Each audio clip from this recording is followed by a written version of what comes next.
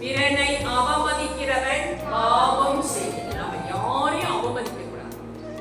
நம்ம அவங்களை ஏளனமா நினைக்க கூடாது. அவர்களை கீழாக பார்க்க கூடாது. வேதம் எவ்வளவு நல்ல வார்த்தை கற்றுக் கொடுக்குது பாருங்க. இதிலே தான் நம்ம மாறுபடியும்.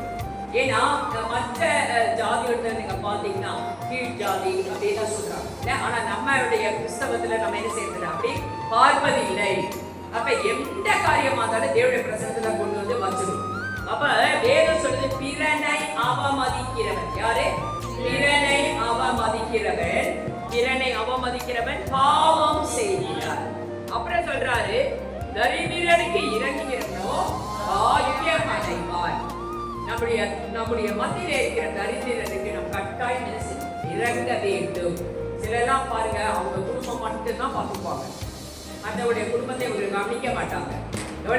அப்படின்னா அதுக்காக நம்ம மற்றவங்க குடும்பத்தை போய் கவனிச்சுட்டு நம்ம குடும்பத்தை விட்டுறணும் அப்படி வேற சொல்லலை இல்லைங்களா? தரித்திரனை கனம் பண்ண வேண்டும், நம்ம இறங்க வேண்டும் என்று வேதம் சொல்லுது. தேவனுடைய மத்தியிலே நாம் இடத்துல இருக்கிற தரித்திரனை நாம் என்ன செய்ய வேண்டும்? தயை செய்யும்.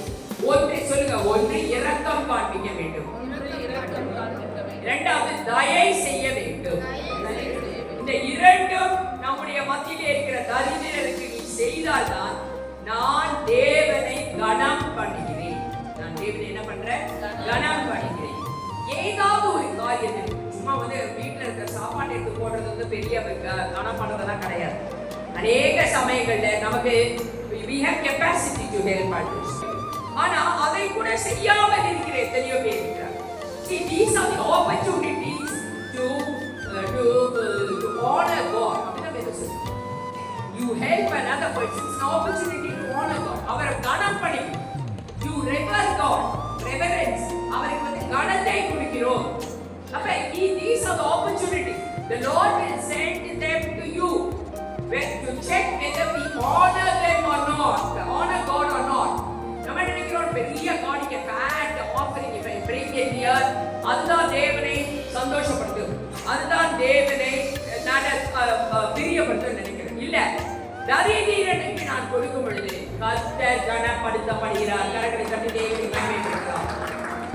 காலேஜ்ல வேர்ல்ட் காஸ்பல் சர்ச்ல எல்லாரும் இந்த வார்த்தைகள் படித்து கொடுக்கப்படுகிறது. If it is possible for you to help another person, the Bible says you have to do it because that is how you honor God. அதை கர்த்தர் என்ன எழுதிப்பாரா? எழுதி